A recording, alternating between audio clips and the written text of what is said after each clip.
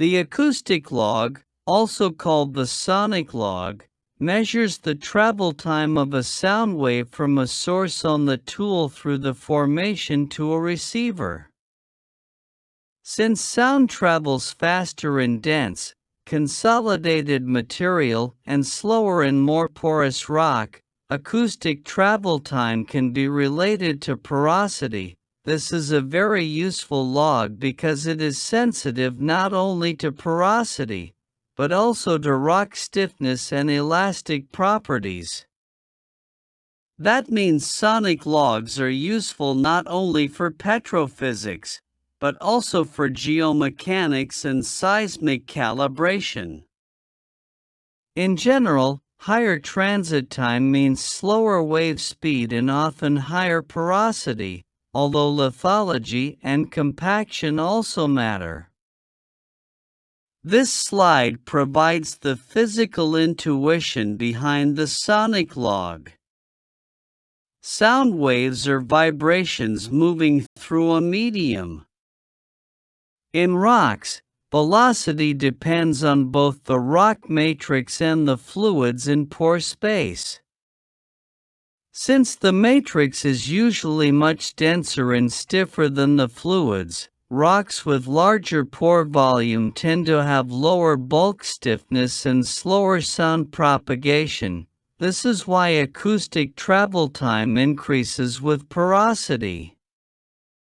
The slide's time depth plot illustrates how sonic response varies with depth. When teaching this slide, it is helpful to remind students that acoustic logs provide not only porosity estimates, but also a bridge to seismic data because both are based on wave propagation. This exercise asks students to calculate porosity from measured acoustic transit times using Wiley's equation. The bulk transit time is 75 microseconds, matrix transit time is 50 microseconds, and fluid transit time is 185 microseconds. This is another useful example of moving from theory to application.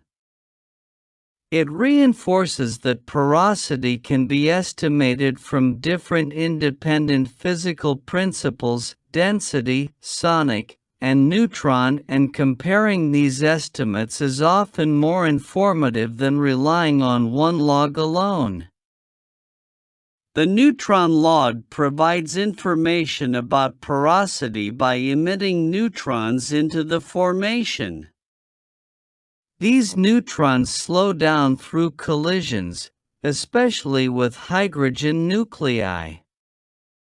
Because hydrogen is abundant in formation fluids such as water and oil, the neutron log is essentially sensitive to hydrogen index, which often correlates with fluid-filled pore space. This makes the neutron log very useful for porosity estimation.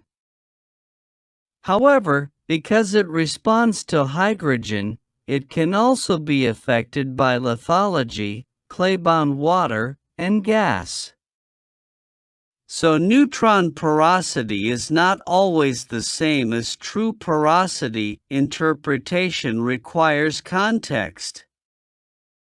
This slide introduces the important concept of crossover between neutron and density porosity curves. The deck correctly notes that crossover often indicates gas in the formation. Why? Because gas has much lower hydrogen density than liquids. The neutron log therefore reads an apparently lower porosity, while the density log may read an apparently higher porosity due to the low bulk density of gas. This is one of the classic gas indicators in log interpretation.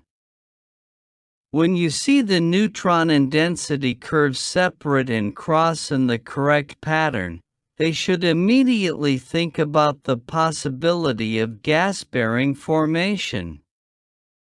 Of course, Lithology effects can also matter, but gas crossover is a key interpretation skill.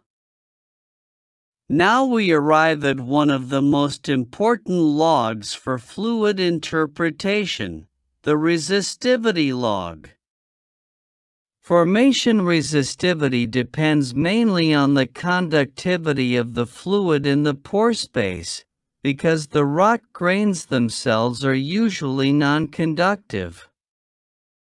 Hydrocarbons are highly resistive because they contain very few ions in solution, while formation water, especially saline water, is much more conductive. This is why resistivity logs are used to distinguish brine-filled zones from hydrocarbon-bearing zones. High resistivity often suggests hydrocarbons. Low resistivity often suggests saline water. But the interpretation depends also on porosity, mud invasion, and rock texture, so resistivity should be integrated with lithology and porosity logs rather than read in isolation. This slide introduces the relationship between porosity and formation factor, involving porosity, cementation exponent, and tortuosity factor. This is foundational petrophysics and directly connects to the Archie concepts from your Week 5 lecture. The key message is that resistivity is not determined by fluid alone. The rock framework matters too. As porosity decreases or pore geometry becomes more tortuous, current flow becomes more difficult and formation factor increases. This is why resistivity interpretation without porosity context can be misleading. Resistivity must always be interpreted with an understanding of the rock's pore structure. This exercise asks you to calculate porosity from known formation factor, tortuosity factor, and cementation exponent in a consolidated sandstone. This is very useful because it reinforces the relationship between electrical behavior and pore geometry. It also reminds you that log interpretation is often an inverse problem. We do not always measure the property we want directly. Instead, we measure a physical response and infer porosity, saturation, or lithology through calibrated equations. This slide introduces 3 additional log families: borehole imaging, spectral gamma ray, and dip meter logs. Borehole imaging creates centimeter-scale images of the borehole wall and is extremely useful for fractures, bedding, and sedimentary structures. Spectral gamma ray separates the contributions of potassium, uranium, and thorium, making it more informative than total gamma ray alone. Dip meter logs estimate the direction and angle of bed dip, which is valuable for structural interpretation and directional drilling. This slide is important because it reminds students that common logs are only part of a much broader toolbox in well logging. This slide introduces 3 additional log families: borehole imaging, spectral gamma ray, and dip meter logs. Borehole imaging creates centimeter-scale images of the borehole wall and is extremely useful for fractures, bedding, and sedimentary structures. Spectral gamma ray separates the contributions of potassium, uranium, and thorium, making it more informative than total gamma ray alone. Dip meter logs estimate the direction and angle of bed dip, which is valuable for structural interpretation and directional drilling. This slide is important because it reminds students that common logs are only part of a much broader toolbox in well logging. This slide expands on spectral gamma ray and dip meter applications. Spectral gamma ray helps distinguish the different elemental contributors to radioactivity, which can refine lithology interpretation and even help identify organic rich intervals. Dip meter logs, on the other hand, use multiple paths to determine the dip and direction of strata. This is highly useful in structural geology, reservoir characterization, and directional drilling. A dip meter can tell us whether beds are dipping, folded, faulted, or cut by unconformities. So these specialized logs enhance both geological and engineering understanding. This slide expands on spectral gamma ray and dip meter applications. Spectral gamma ray helps distinguish the different elemental contributors to radioactivity, which can refine lithology interpretation and even help identify organic rich intervals. Dip meter logs, on the other hand, use multiple paths to determine the dip and direction of strata. This is highly useful in structural geology, reservoir characterization, and directional drilling. A dip meter can tell us whether beds are dipping, folded, faulted, or cut by unconformities.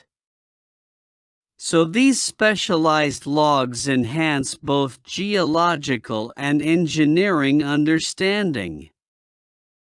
This slide introduces MWD and LWD. MWD focuses mainly on drilling-related data such as inclination, azimuth, and well trajectory. LWD focuses more on formation evaluation data such as gamma ray, resistivity, density, porosity, and sonic response. While drilling is still in progress, this is a major operational advance because it allows real-time subsurface interpretation without waiting for a separate wireline run. It improves decision-making, supports geosteering, saves rig time, and can improve safety. In modern petroleum engineering, MWD and LWD are especially important for deviated and horizontal wells where real-time information can significantly improve well placement in the reservoir target.